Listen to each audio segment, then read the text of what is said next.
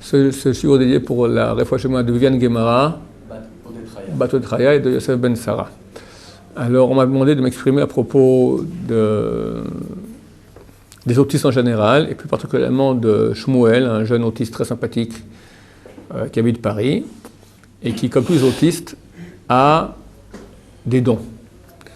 Il y a une quinzaine d'années, je faisais encore les séminaires pour faire tchouva aux gens, j'avais émis l'éventualité d'amener au séminaire des autistes pour leur montrer qu'il y a autre chose que le monde terrestre, d'accord, et que les gens voient, ils savent, et il y a un Dieu, il y a un sens, etc. Ça aurait pu être extrêmement intéressant. Néanmoins, je ne l'ai pas fait pour finir, pour la raison suivante.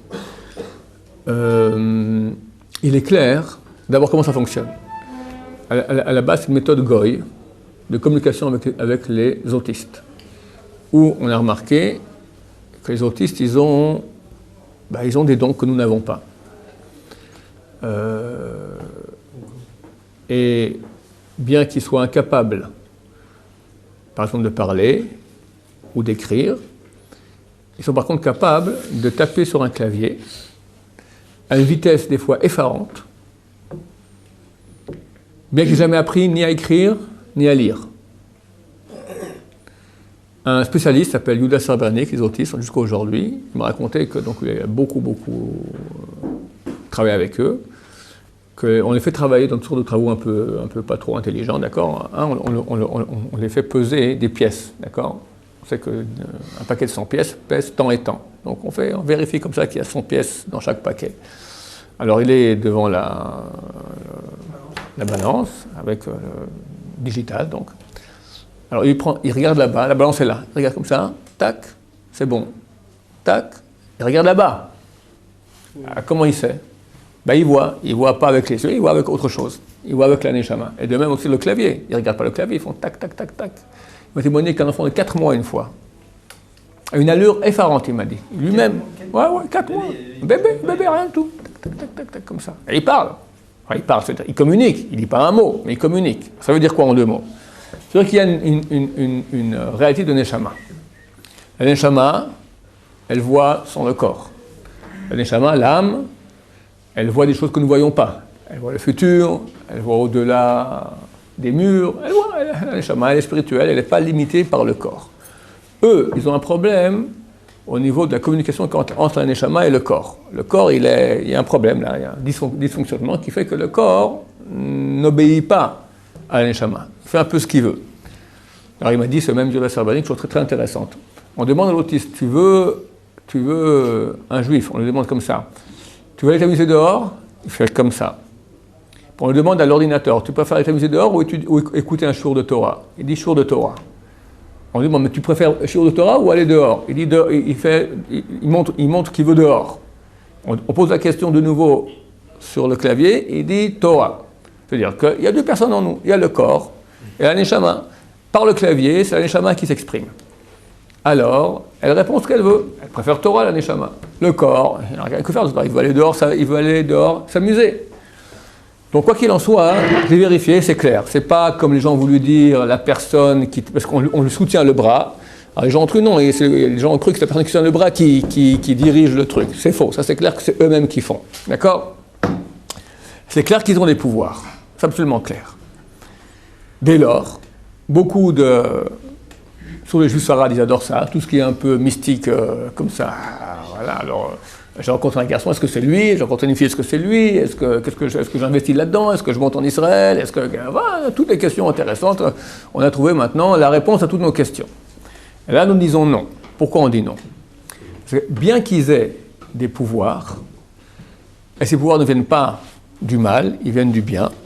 Néanmoins, il faut comprendre que dans le bien, il y a plusieurs niveaux. Il y a notre monde à nous qui est notre monde de la Asiya. Maintenant, entre Dieu et nous, il y a des milliers de mondes. Plus on monte dans ces mondes, plus ils sont purs. Moins on monte, plus il y a du mensonge qui est mélangé. Même dans le monde spirituel, il y a du mensonge qui est mélangé. Nos rêves, ils font partie de ces mondes-là. Pardon? Ils montent dans ces mondes-là, nos rêves, quand on rêve. Exactement. Les rêves, quand on rêve, c'est exactement la même chose. Quand on rêve, on monte dans les mondes spirituels. Dans quel monde on va? Tout dépend qui on est. À quel moment aussi de notre sommeil? Quelqu'un de très très pur, très très grand, il peut monter jusque dans les yeshivotes d'en haut. Étudie les yeshivotes, le Gaon de Vilna, d'autres, beaucoup de grands de Torah, quand ils dorment, ils vont étudier dans les yeshivotes d'en haut, avec Rabbi Shimon Bar Yochai, avec Rashi, avec etc. D'accord? Ils reviennent, ils ont des chidushim de là-bas. Il y a un livre entier qui a été écrit à l'époque du Moyen-Âge, Shut Min HaShamayim, réponse du ciel. C'est un grand rabbin qui, chaque nuit en allant dormir, aussi il rappelait quelques noms de mystiques comme juifs, comme ça, qui montaient dans les yeshivotes d'en haut, posaient des questions de halakha. Il a écrit un livre entier. Et il y a aussi une question, est-ce que le Rav Odeya aussi a écrit là-dessus? Est-ce qu'on prend en considération ce qu'il a écrit? Oui, non, combien, à quel point? Bon, c'est intéressant. Maintenant, un moment, c'est important ce que je veux dire maintenant, on a peu de temps. Après, il y aura les questions, d'accord? Maintenant, dans ces mondes-là, plus on monte, plus on il est pur. Plus on descend, c'est pur, mais mélangé avec impur. Ça veut dire qu'il peut y avoir du mensonge. Et on connaît des cas où il y a eu des interventions de ces mondes dans notre monde qui n'étaient pas tout à fait vraies. Le Gaon de Vilna. Donc, vivait à Vilna il y a 250 ans environ, des gens de la Torah qu'on n'a pas eu pareil depuis quelques siècles.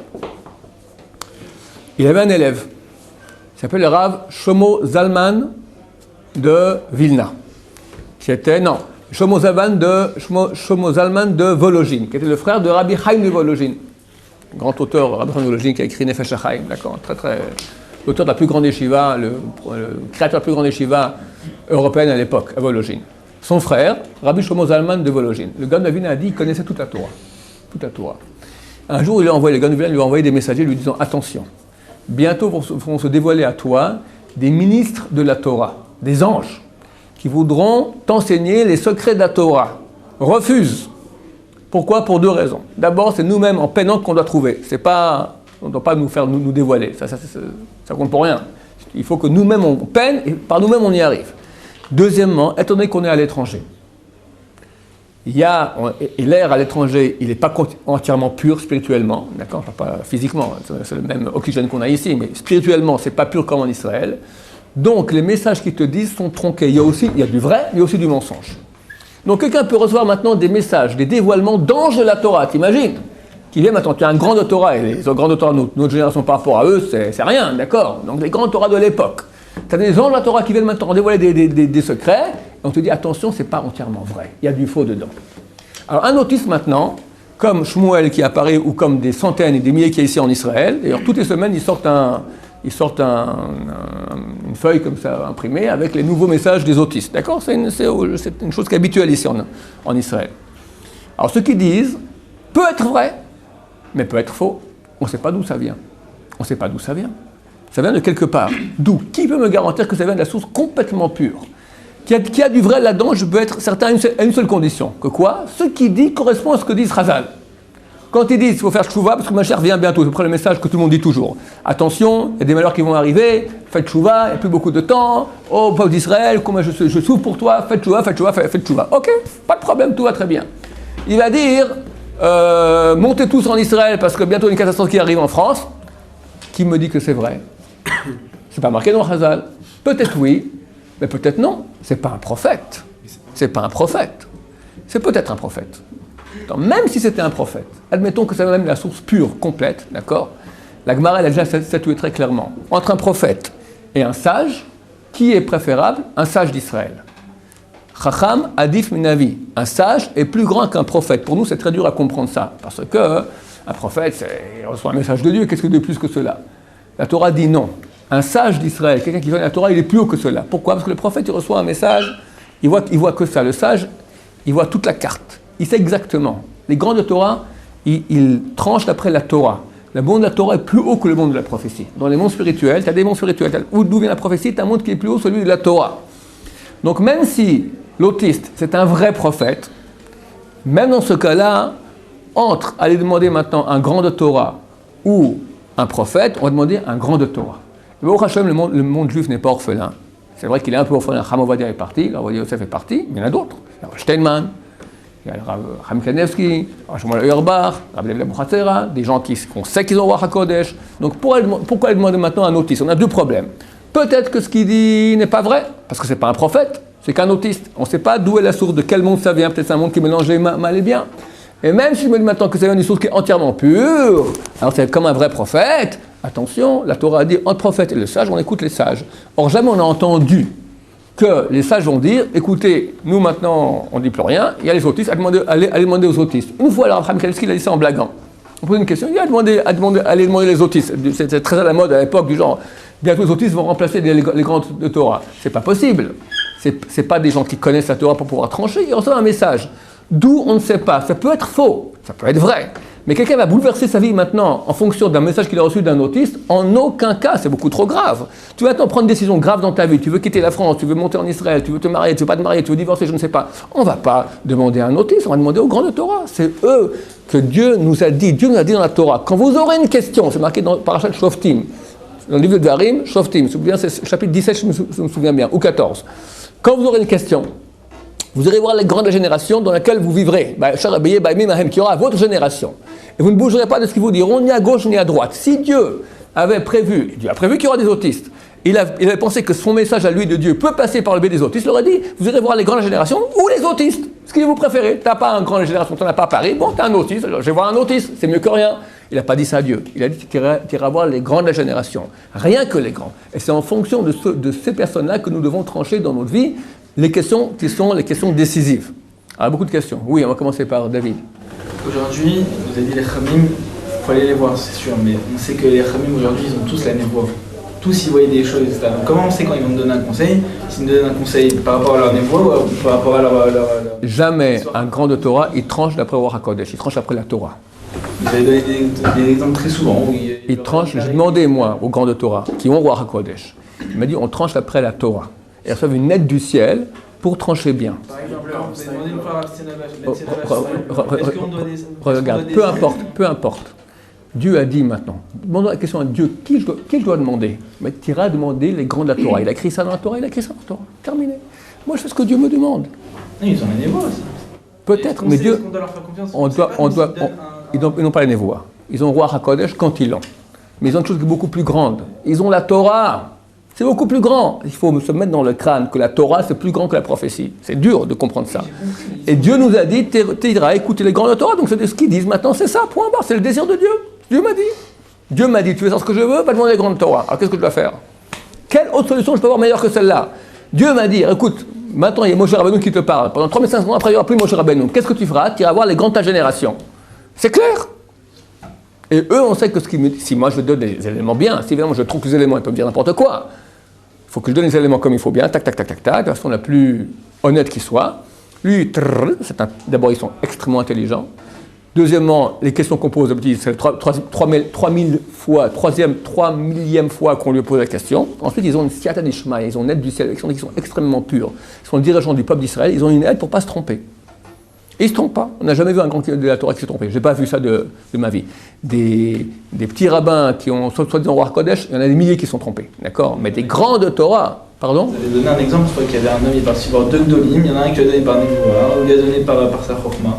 Et il y en a un, mais c'est passé comme le Chacham. Non. Une fois, moi, j'avais un couple qui devait se marier. Et la fille avait 10 ans de plus que le garçon. Alors, je demandais au Rabbi Yonah Shaouli, il dit ça va. Et après, ça a avancé, ça n'allait plus très bien dans le couple. Ils n'étaient pas encore mariés, ça n'allait plus tellement. Et Rabbi Yonah était malade, je peux le voir, je suis allé voir Rav Chaim Kelemski. Il dit ça va pas, 10 ans de plus, ça va pas. Alors, les deux, un dit oui, un dit comme ça, un ça va pas. Ben, ils sont mariés, ça a tenu un certain temps, puis après, ça n'a plus été. Les deux ont eu raison, c'est-à-dire que ils ont amené quelques enfants au monde, puis un beau jour, ça n'a plus été. Donc les deux avaient raison. Ok, mais s'il ne serait pas tombé malade et vous aurez été voir l'autre, ouais. Il aurait quand même continué à dire oui. Oui, et ils sont bien faits, ils sont mariés, ils ont mis des enfants, c'est un couple qui, encore, même encore un peu en contact, ils veulent reprendre, c'est un couple qui a pu se faire. On voit qu'il y a des personnes qui ont dans leur rêve, qui sont réalisés. Comme je dis, le rêve vient d'un de ces mondes. On va dire qu'il y a 1000 mondes. Quand tu es au niveau 1000, c'est tout pur. Quand tu es au niveau 1, c'est tout faux. Maintenant, quelqu'un, il est à 500, il est à 800. 800, c'est qu'il y a 80% de vrai, 20% de faux.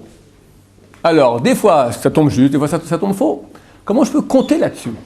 Tu vas acheter une maison maintenant, il faut mettre 200 000 €. Écoute, il y a 20% de chances qu'il n'y aura plus rien. Tu signes?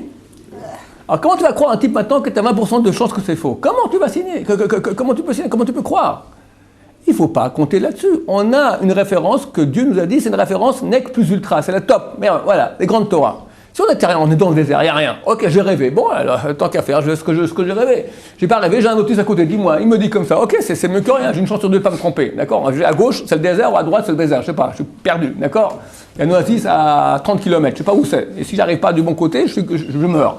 Je suis tout seul, qu'est-ce que je fais? J'implore Dieu. Alors, ou bien il amène une soucoupe volante, un ange qui me dit c'est par là, d'accord. Ou bien je rêve, ou j'ai un autiste sous la main, je lui demande, il me répond. Et j'espère qu'il aura raison. On saura à la fin de l'épisode, d'accord.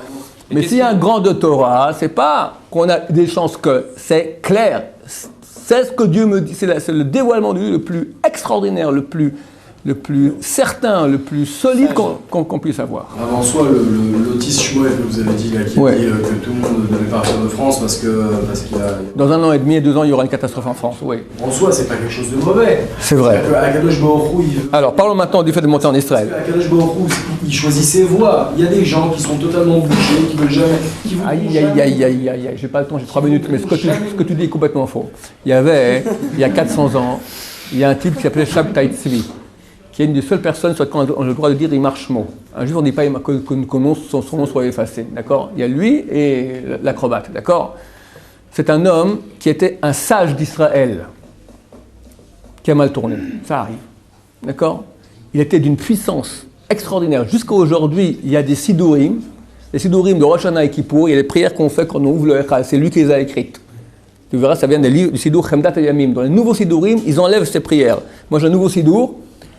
Quand ils font ces prières, je n'ai pas de mon sidour. Eux, ils la font dans la synagogue dans laquelle je suis. Ça vient de ce grand rachat qui s'est pris pour le Mashiach. Et des centaines de milliers de juifs l'ont suivi et pour finir, il s'est converti à l'islam. Un moment, laisse-moi. Quand il a voulu montrer qu'il était le Mashiach, il a fait des miracles extraordinaires. Des gens ont eu des visions. Il y a eu des dévoilements de Dieu extraordinaires, prouvant que c'était lui. Il y avait un grand opposant à lui, Sasportas, il s'appelait. Il est rentré chez lui à la maison, du coup il voit toute sa famille, tout le monde par terre, en état de léthargie comme ça, de transe. Il dit Shabtai Tzvi est le Mashiach, et Dieu est un, et Shabtai Tzvi est son prophète. Et Shabtai Tzvi est venu le voir une fois, au Rav Sasportas, dans sa synagogue. Il a défoncé la porte Shabbat. Et pourquoi tu ne crois pas en moi? Si j'ai raison que maintenant ton père et ta mère qui sont morts dans la tombe viennent et rentrent maintenant par la porte. La porte s'ouvre.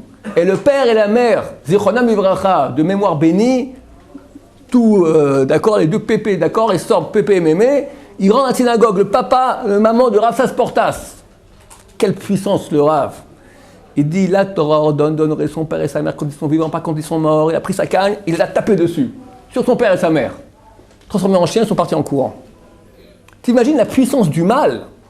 Maintenant, qui te dit? Je ne sais pas. Peut-être c'est un très gentil garçon, d'une famille exemplaire, il n'y a aucun doute là-dessus. Mais qui te dit la source d'où ça vient? On ne sait pas. Que peut-être maintenant, tu sais ce que ça veut dire à tout le monde, partez en Israël. Quelle catastrophe. Ça peut être une catastrophe. Je ne dis pas qu'il ne faut pas, moi je suis le premier à dire que venez en Israël. Mais tout dépend qui, quoi, comment. Quelqu'un qui a son affaire là-bas, il a tout son truc, il balance tout, il vient ici, il se fait déplumer. Il dit, Shmuel m'a dit. Et il vient, il ne s'arrange pas. Qu'est-ce qu'il fait? Il a tout perdu. Il dit, c'est comme ça, je quitte tout, je pars à Hawaï. Qu'est-ce que j'en sais? On ne sait pas. Il y a des grands, va voir. Il y a des grands, voilà. Ma situation, elle est comme ci, comme ça, comme ça. J'aimerais monter en Israël. Je monte ou je ne monte pas? Il va poser quelques questions, il va trancher. C'est pas que... Tout le monde comprend qu'il faut monter en Israël. C'est certain qu'à court, moyen terme, la France est mort. Ok. Alors, est-ce qu'on part en catastrophe? Ou, ça dépend, il y a des gens. Il y a ici un ancien élève de la Yeshiva. Aaron qui s'appelait. Il est venu en Israël, il s'est marié, il a eu un enfant. Et il avait une question de tout ça. Il a une proposition de travail à 5 000 € le mois. 5 000 € le mois à Paris. Il va voir Rabbi David Abou Hatzara qui lui dit, tu pars tout de suite. Tout de suite. Il est abasourdi. Sioniste, il aime la terre d'Israël. Tout de suite. Alors, il y a des cas où le Rabbi devait partir. Il a dit pas dans un mois, tout de suite. Tu te rends compte un peu le truc. Le Rav, il voit, nous on ne voit pas. Lui, il sait. Et lui, ça vient d'une source sûre. Pourquoi aller voir des solutions qui peuvent être bancales? Peut-être c'est juste, peut-être c'est faux, je ne sais pas. que lui en soi, il est innocent et bon, il n'y a aucun doute là-dessus. Mais on ne sait pas d'où vient la source. Et je te dis que les forces du mal, elles ont une puissance terrible de faire des choses. On ne sait pas, peut-être qu'il y a des pièges énormes qu'ils peuvent avoir.